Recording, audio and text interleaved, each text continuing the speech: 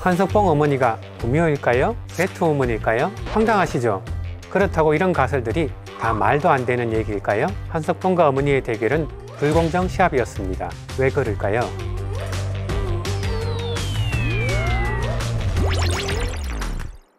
저는 한국외국어대학교 물리학과의 정청학 교수입니다. 살짝 미치면 인생이 즐겁다라는 말이 있습니다. 물리를 알면 인생이 더 즐거울 수 있을까요? 아니면 더 골치 아플까요? 망원경은 남들이 보지 못하는 새로운 별을 보게 해줍니다. 현미경은 남들이 보지 못하는 새로운 미생물을 보게 해줍니다. 일반적으로 물리는 외워야 할 지식의 집합체라고 여겨집니다. 하지만 세상을 바라보는 새로운 안경이라고 저는 생각합니다. 오늘은 이 중에서도 한석봉의 유명한 시합 이야기와 속담의 물리적 풀이에 대해서 이야기해 보겠습니다.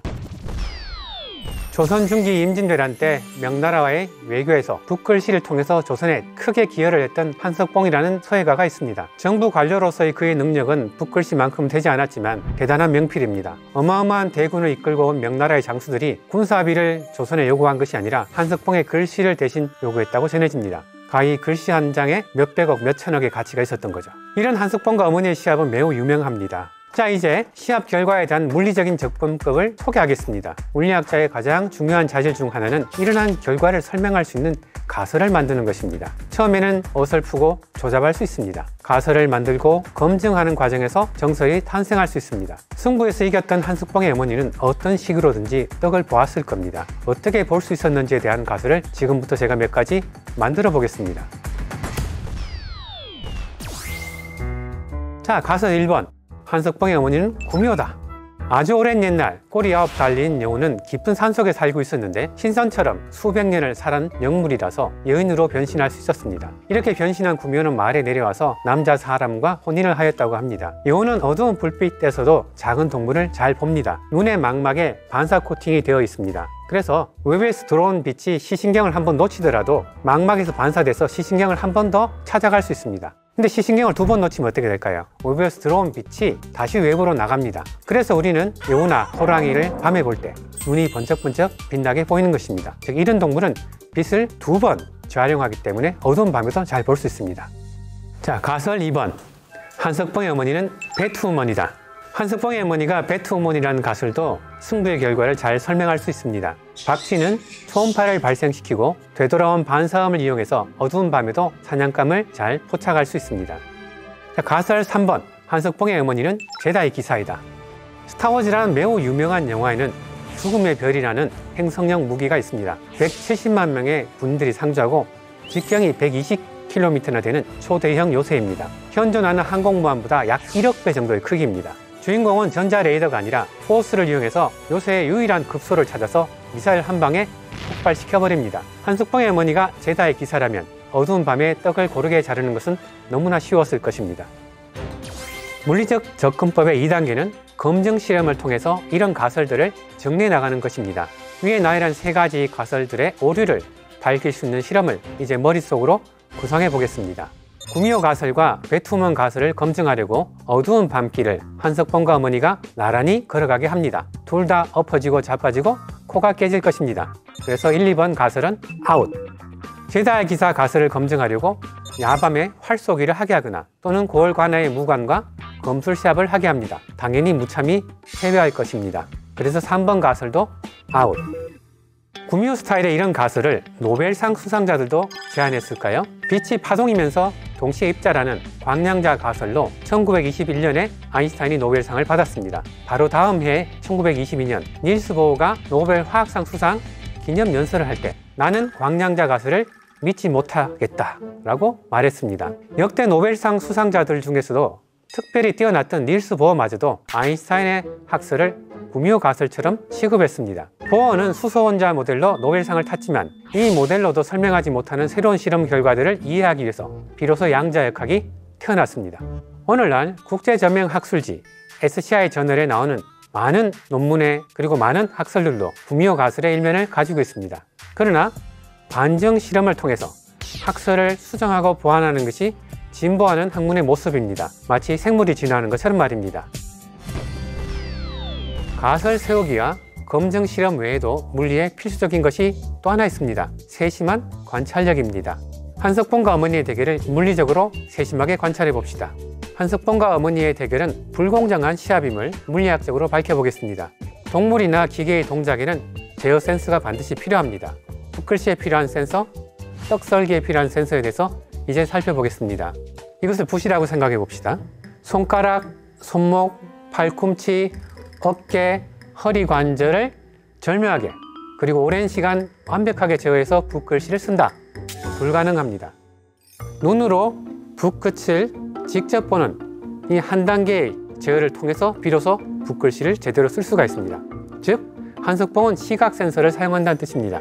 무썰기나 떡썰기에 필요한 센서는 왼손 손가락입니다. 왼손 손가락이 바닷개처럼 옆으로 살금살금 이동해 갑니다. 그리고 칼날이 손가락에 닿아 있습니다. 즉, 어머니의 센서는 촉각 센서가 되겠습니다. 어머니는 기본 물리를 잘 알았기에 승리할 수밖에 없는 시합을 설계해서 아들에게 다시 수련을 하도록 만들었습니다. 자, 한석봉도 기본 물리를 잘 알았더라면 이렇게 말했을 것입니다. 어머니, 이 시합 반칙입니다. 어머니 왼손 뒷짐 지세요. 자, 이 시합 자체가 한석봉이 물리를 알았더라면 성립되지 않았음은 특히 불공정한 시합이었음을 보여드렸습니다. 사실 물리를 알면 우리가 많이 들었던 속담도 다르게 보이는데요. 동서양의 속담 몇 가지를 물리의 눈으로 다시 살펴보겠습니다. 익은 벼는 고개를 숙인다. 벼의 일생을 잘 관찰해 보면 고개를 숙인 벼는 더 이상 자라지 않고 얼마 안가 벼져 죽습니다. 벼의 수명은 약 110일입니다. 벼는 생후 80일 즈음에 비로소 고개를 숙이기 시작합니다. 조선시대 서민의 평균 수명이 약 35세였다고 합니다. 그렇다면 조선시대에는 25세부터 고개를 숙이면 되겠지요. 그러나 현대에는 평균 수명이 2배 이상 늘어났습니다. 조선시대의 25세라면 지금은 65세가 되어서 고개를 숙이는, 즉 겸손하는 것이 맞다고 생각합니다. 윗물이 맑아야 아랫물이 맑다. 대다수의 오염물질은 물보다 비중이 높습니다. 이런 물질은 시간이 지나면 서서히 가라앉아서 대부분의 시간은 밑바닥에서 움직입니다. 강이나 호수, 운하의 바닥에는 많은 오염물이 두껍게 쌓여 있습니다. 그래서 대개의 경우 윗물은 맑고 아랫물이 흐립니다. 윗물이 더럽고 아랫물이 맑은 경우는 오염물이 물보다 밀도가 더 작은 경우이고, 이런 경우는 반대의 경우보다 확률이 훨씬 적습니다. 한편으로는 윗물이 탁하면 아랫물도 탁합니다. 강의 상류에서 폭이 좁고 경사가 심하고 유속이 빠른 경우에서 주로 보이는 현상입니다. 남의 떡이 커 보인다. 나의 떡 또는 나의 월급은 나의 노력의 결과이기에 노력과 비교해서 평가합니다. 그리고 대부분의 경우 내 떡이, 내 월급이 작다고 여기게 됩니다. 남이 얼마나 노력했는지는 잘 모릅니다. 밤새도록 야근을 했는지 잘 모르죠. 그래서 남의 떡, 남의 월급은 노력에 비해서 크다고 생각하기 쉽습니다. 남의 떡이 커 보인다라는 속담이 우리나라에 있다면 미국에는 옆집 잔디가 더 푸르다라는 속담이 있습니다. 땅이 넓은 나라 미국에서는 단독주택 정원에 잔디를 키우는 경우가 아주 많습니다. 개인 가정집의 잔디이지만 도시의 미관에 영향을 끼치므로 시청에서 간섭을 아주 많이 합니다. 물주기 그리고 주기적인 잔디 깎기를 통해서 단정하고 푸른 잔디밭을 유지해야 합니다. 그래서 잔디 깎기는 미국 청소년들에게 중요한 용돈벌이가 됩니다. 그러면 옆집 잔디는 왜 더 푸르게 보일까요? 우리 집 잔디는 우리 집 2층 베란다에서 내려다보기에 길쭉한 잔디도 점처럼 또는 짜리몽땅한 녹색 막대기처럼 보입니다. 이런 잔디를 우리는 이렇게 쳐다본다는 얘기죠. 옆집 잔디는 잔디 길쭉한 옆면이 더 두드러지게 보입니다. 그래서 옆집 잔디가 갈색 땅을 가려서 전체적으로 더 푸르게 보입니다. 유채꽃밭도 마찬가지입니다. 가까이 있는 유채꽃은 꽃보다 줄기가 더 많이 보입니다. 멀리 있는 유채꽃은 꽃들이 뒤에 있는 줄기들을 가려주기에 더 노랗게 보입니다. 이런 것들이 심리적인 원인이 아니라 물리적인 이유가 다 있습니다. 그렇게 어렵지 않고 매우 쉬운 물리가 되겠습니다. 새로운 땅은 더 이상 없지만 기존의 땅을 새로운 시각으로 바라보는 것은 여전히 무궁무진합니다. 물리는 어렵기만 한 것이 아니라 쉬운 물리도 제대로 적용하면 우리 삶에 도움이 될 수도 있습니다. 물리도 쉽고 흥미롭다고 저는 생각합니다. 물리의 또 다른 핵심은 질문입니다. 아인슈타인이 말했습니다. 중요한 것은 질문을 멈추지 말라는 것이다. 한석봉과 어머니의 시합을 보면서 이거 뭔가 이상하지 않나? 이런 의문을 가진 사람은 이미 물리의 핵심에 접근했다고 할 수 있습니다.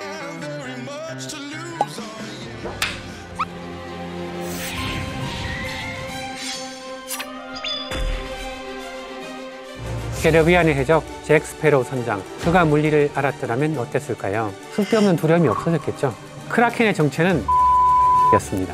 제가 오늘 물리를 통해 세상을 재밌게 살 수 있는 한 가지 예를 보여드리겠습니다. 오늘 제가 입고 나온 의상이 좀 특이하지요?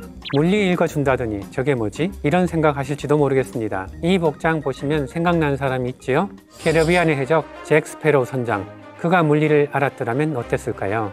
인생이 달라졌다, 이렇게 말할 수가 있어요. 물리학자의 첫 번째 자세가 바로 늘 질문을 던져라입니다.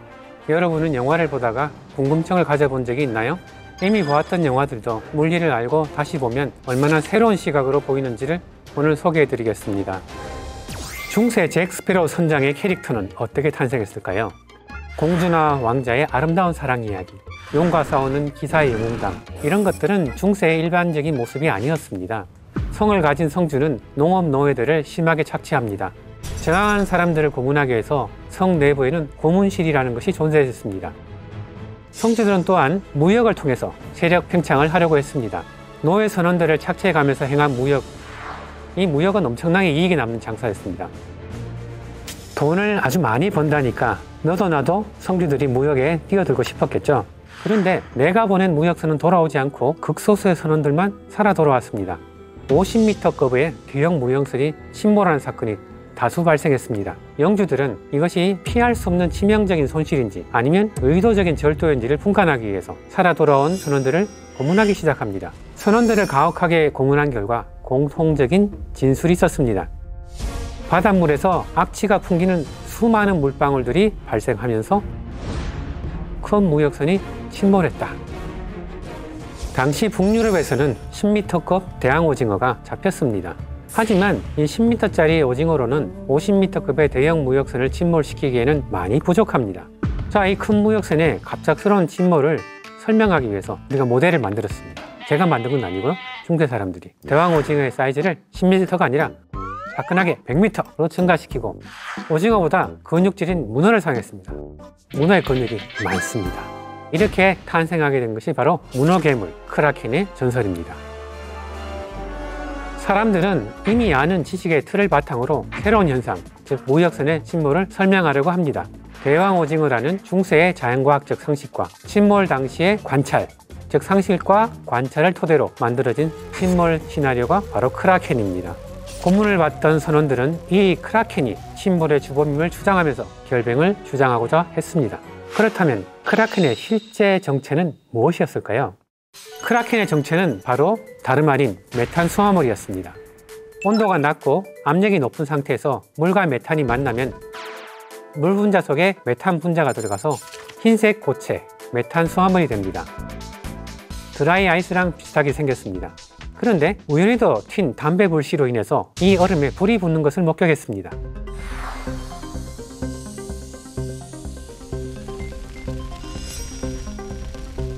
그래서 이 물질의 별명이 있습니다. 파이어링 아이스, 불타는 얼음, 바로 메탄 수화물이었습니다. 온도와 압력에 따라서 물과 얼음이 다르게 분포하듯이 메탄 가스와 메탄 수화물의 분포도 바닷물의 온도와 압력에 따라서 다릅니다. 대략 300m보다 깊은 바다의 바닥에는 이 메탄 수화물이 아주 많이 존재할 수 있습니다. 수천만 년 이상의 긴 세월 동안 메탄 수화물은 이 깊은 바다에 두껍게 쌓이게 됩니다. 선원들이 악취가 발생하며 부글부글 끓는다라고 표현한 것은 바다 해수면에 가득한 메탄 기체 때문이었습니다. 콜라를 꺼내서 뚜껑을 열게 되면 온도가 올라가고 압력이 낮아져서 콜라 속에 녹아있던 탄산가스가 한꺼번에 기화돼서 나오는 것과 같은 이치입니다. 메탄 수화물이 바닥에 뒤덮인 심해저에 해저 화산 폭발 또는 난류 유입 등으로 열이 유입되게 되면 어마어마한 부피의 메탄 기체가 메탄 수화물에서 분리가 돼서 물 위에 계속 떠오르게 되고 해수면은 물 반 메탄 기체 반이 됩니다. 물 반 메탄 기체 절반인 곳에서는 바닷물이 밀도가 1이 아니라 예를 들면 0.5가 됩니다. 짐을 많이 실은 무역선의 밀도는 대략 0.7 정도로 가정해 봅시다. 보통의 바닷물에서는 잘 떠 있습니다만은 이렇게 물 반 기체 반인 곳에서는 당연히 침몰하게 됩니다. 이 배가 아무리 크더라도 항공모함이라도 침몰하게 됩니다. 선원들이 보았던 냄새나는 물방울 속 기체는 바로 실제로 메탄가스였지만 그들이 생각하기는 양치질을 하지 않았던 거대한 문어, 크라켄의 호흡이라고 생각하는 것이 그 당시의 자연과학적 상식으로는 나올 수 있었습니다. 잭 스페로가 물리를 알았더라면 어땠을까요? 크라켄, 100m 문어 따위는 존재하지 않아 쓸데없는 두려움이 없어졌겠죠. 선주에게 크라켄이라는 변명을 하는 대신에 이건 메탄 수화물이야 라고 했다면 고문을 당하지 않았을 겁니다. 그리고 비교적 현대에 와서도 크라켄의 전설은 여전히 존재합니다. 바로 버뮤다 삼각지대에서 일어났죠. 메탄가스가 가연성이기 때문에 폭발과 함께 추락한 것입니다. 요즘은 훨씬 고도가 높은 곳에서 여객기들이 날아다니기 때문에 그 높이에서는 이미 메탄이 많이 희석되어 있습니다. 그래서 폭발 위험성이 거의 없습니다. 버뮤다 삼각지대 위를 비행기로 여행하면서 하늘과 바람과 별과 시가 아니라 크라켄과 캐리비안의 해적과 메탄 수화물에 대해서 여러분들은 상상할 수 있을 것입니다.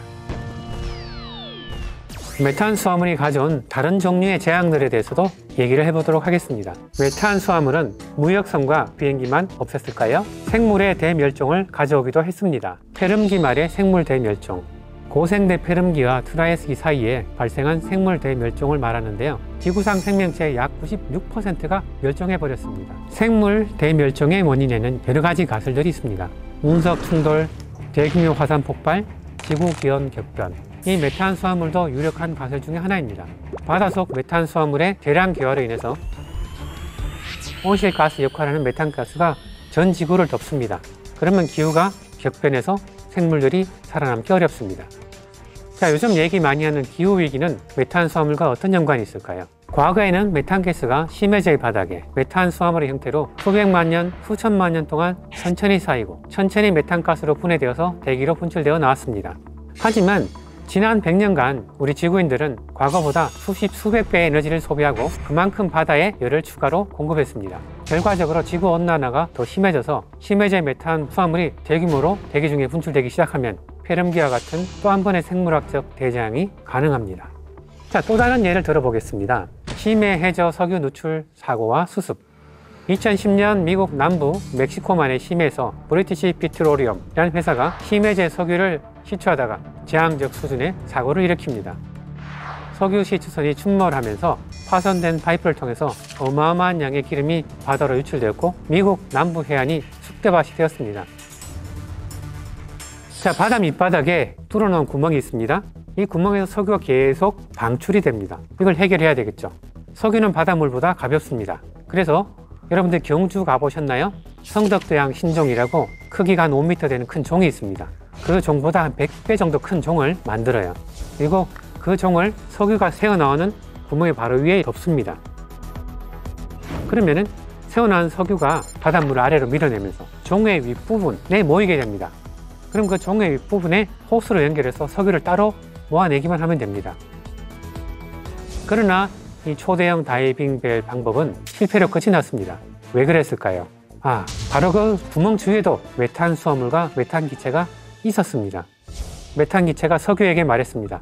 나는 석유 너보다 가벼우니 종의 윗부분 공간은 내가 차지할게. 그래서 다이빙 벨이 석유를 채집하지 못하고 뒤집어져 버렸습니다. 메탄 수화물에 대해서 미리 고려를 했더라면 오염을 더 빨리, 더 크게 줄일 수 있었습니다. 자, 지금까지는 메탄 수화물의 무시무시한 점만 이야기했는데요. 그러면 장점은 없을까요? Liquefied Natural Gas, 액화 천연 가스는 장점이 매우 많은 에너지원입니다. 여러분들 가정에서 다 쓰고 있죠. 주 성분은 역시 메탄 기체입니다. 이 천연 가스를 운반하려면 기체는 부피가 크기 때문에 부피가 600배 작은 액체로 변환해야 됩니다. 그런데 메탄을 액화하려면 영하 162도로 냉각해야 합니다. 이거 너무하죠? 에너지를 운반하기 위해서 에너지를 또 많이 써야 됩니다. 자, 메탄 수화물은 메탄 기체에서 고체가 될 때 0도씨 되면 충분해요. 그래서 부피를 줄이기 위해서 많은 에너지를 낭비할 필요가 없습니다. 이것으로 우리가 대체 에너지를 사용하자라는 연구가 진행 중에 있습니다. 아직까지는 경제성이 낮습니다. 100만 톤의 메탄을 얻기 위해서 약 750만 톤의 메탄 수화물을 채집해야 됩니다. 하지만 여러분들 미국의 셰일가스 아시죠? 옛날엔 경제성이 없었지만 지금은 어떻게 돼요? 그걸 분해해내는 기술이 발전함에 따라서 경제성이 생기기 시작했습니다. 어쩌면 메탄 수화물도 기술이 발전하게 되면 또 하나의 에너지 자원이 될 수가 있습니다. 영화 속에 나오는 크라켄, 이 진화가 왜 탄생했을까? 라는 궁금증에서 출발해서 줄기줄기 흥미로운 이야기들을 오늘 소개해드렸습니다. 영화 속에서 궁금증이 생겼다면 이미 여러분들은 과학자의 기본 자세를 100% 갖추고 있습니다. 200년 전 영국 의사이자 시인인 브리치스는 이렇게 노래했습니다. 오 인생은 즐거워라 6월이 오면.